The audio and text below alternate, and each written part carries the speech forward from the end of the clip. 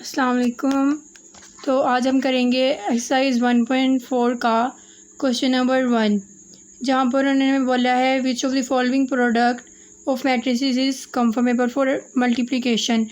यानी कि हमने ये बताना है कि ये जो मैट्रिसेस हैं ये एडिशन के लिए कंफर्मेबल हैं या नहीं। कंफर्मेबल यानी कि ये इनका मल्टीप्लिकेशन हो सकता है या नहीं। तो इस प्रोसेस के लिए हम सबसे पहले इसके बारे में पढ़ लेते हैं, मल्टीप्लिकेशन ऑफ मैट्रिसेस के बारे में, क्योंकि किसी भी चीज़ को डिस्कस करने से पहले, एक्सप्लेन करने से पहले उसका इंट्रोडक्शन करना चाहिए, जिससे हमें उस चीज़ के बारे में पूरी तरह से पता चल जाए। तो अब हम देख लेते हैं कि मल्टीप्लिकेशन ऑफ मैट्रिसेस है क्या।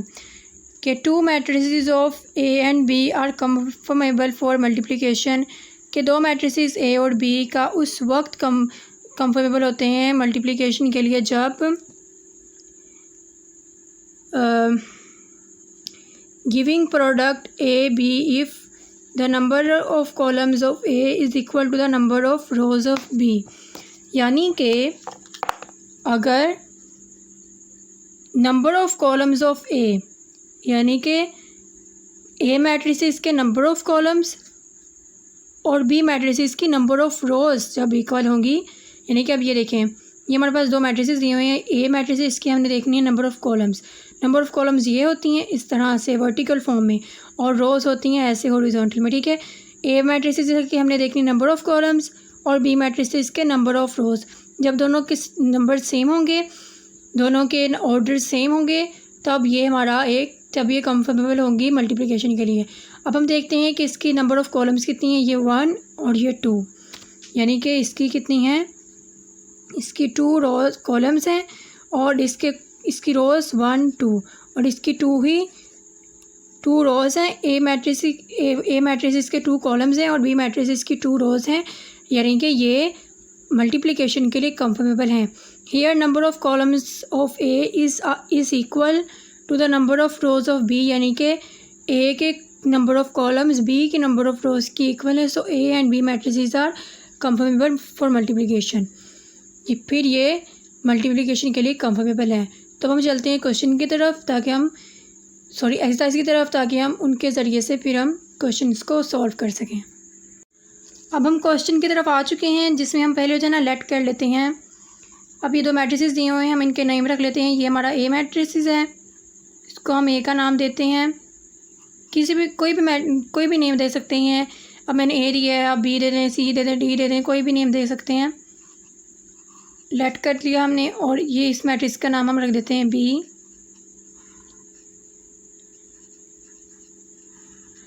अब हम देख लेते हैं कि नंबर ऑफ़ कॉलम्स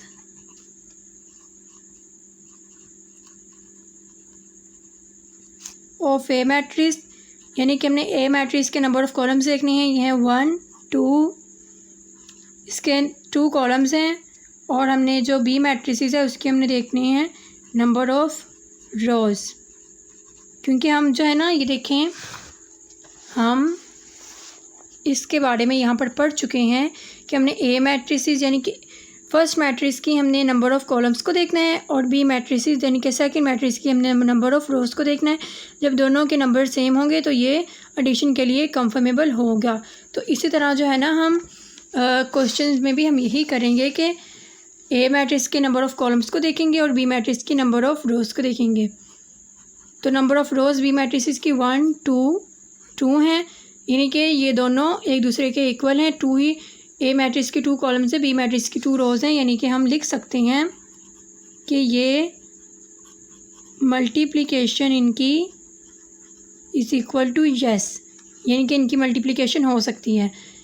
ये मैं आपको शुरू से बताती हूँ कि हमने पहले लेट किया कि ए मैट्रिक्स है, बी मैट्रिक्स है, फिर हमने ए मैट्रिक्स की नंबर ऑफ़ कॉलम्स को काउंट किया और फिर बी मैट्रिक्स के नंबर ऑफ़ रोज़ को काउंट किया। आपने इसमें कंफ्यूज नहीं हो जाना, ए मैट्रिक्स की नंबर ऑफ़ कॉलम्स को देखना है और बी मैट्रिक्स की नंबर ऑफ़ रोज़ को देखना है। फिर हमने जब दोनों को काउंट करके दोनों को देखा कि दोनों सेम हैं, तो हम ये बता सकते हैं कि ये कंफर्मेबल है एडिशन मल्टीप्लिकेशन के लिए। तब हम देखते हैं सेकेंड पार्ट इसका। इसमें भी हम पहले लेट करेंगे कि ये है ए मैट्रिक्स 1 -1 1 0 और बी मैट्रिक्स अब हम इसको लेट कर लेते हैं B matrix.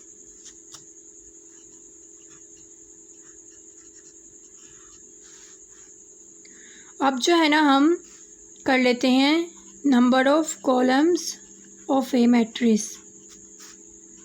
Number of columns of A matrix 1 2, इसकी 2 कॉलम्स हैं।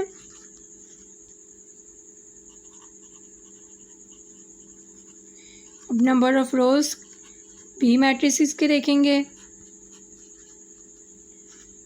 1 2, इसकी 2 रोज हैं, ठीक है, यानी कि इसकी मल्टीप्लिकेशन हो सकती है।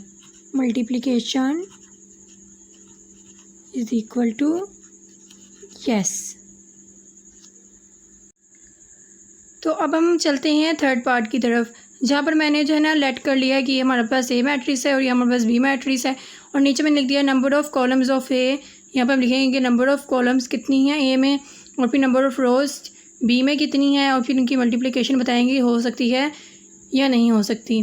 तो अब हम देखते हैं नंबर ऑफ़ कॉलम्स ऑफ ए। हम काउंट करते हैं ए मैट्रिसेस में नंबर ऑफ़ कॉलम्स ये 1, यानी कि सिर्फ एक ही कॉलम है इसमें, तो हम लिख देते हैं कि ये ए मैट्रिक्स में सिर्फ एक कॉलम है। और अब number of rows of B, अब बी मैट्रिसेस में हम नंबर ऑफ़ रोज़ को काउंट करते हैं 1 2, तो इसके अंदर बी मैट्रिसेस के अंदर 2 रोज़ हैं, तो ये एक दूसरे के इक्वल नहीं है, क्योंकि ए मैट्रिक्स की नंबर ऑफ़ कॉलम्स 1 है, जबकि बी मैट्रिक्स में नंबर ऑफ़ रोज़ 2 हैं। जबकि हमने बोला था कि ए मैट्रिसेस की number of columns B matrices के नंबर ऑफ़ रोज़ के इक्वल होंगी, तब ही इसकी मल्टीप्लिकेशन हो सकती है। लेकिन अगर ये दोनों एक दूसरे के इक्वल नहीं होंगे, दोनों की आंसर्स सेम नहीं होंगे, डिफरेंट होंगे, तो इसकी मल्टीप्लिकेशन नहीं हो सकती। तो हम नीचे लिखेंगे कि multiplication is equal to no, यानी कि इसकी मल्टीप्लिकेशन नहीं हो सकती, क्योंकि इनकी number of rows, number of इसके ए मैट्रिक्स के number of columns B matrix की नंबर ऑफ़ रोज़ से डिफरेंट है। तो अब हम कर लेते हैं 4 पार्ट को, जहाँ पर मैंने पहले लेट कर लिया है कि ये हमारे पास ए मैट्रिक्स है, तो हमारे ए मैट्रिक्स है, और ये हमारे पास बी मैट्रिक्स है। तो अब जो है ना हम नीचे लिख लेते हैं नंबर ऑफ़ कॉलम्स ऑफ ए के नंबर ऑफ़ कॉलम्स कितने हैं ए मैट्रिक्स में।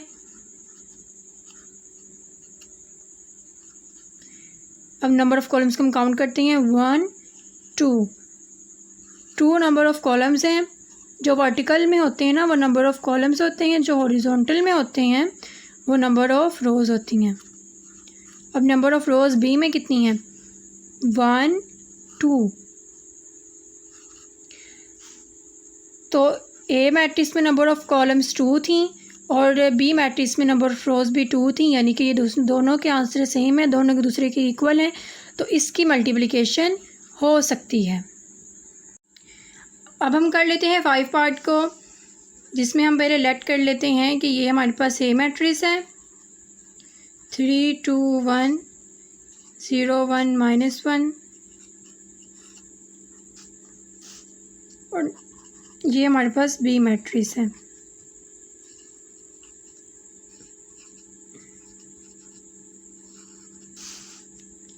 अब हम लिख लेते हैं कि इसमें नंबर ऑफ़ कॉलम्स की तादाद कितनी है।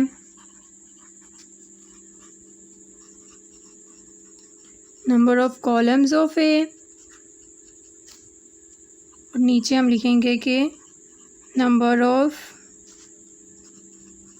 रोज़ ऑफ बी, फिर इसकी मल्टीप्लिकेशन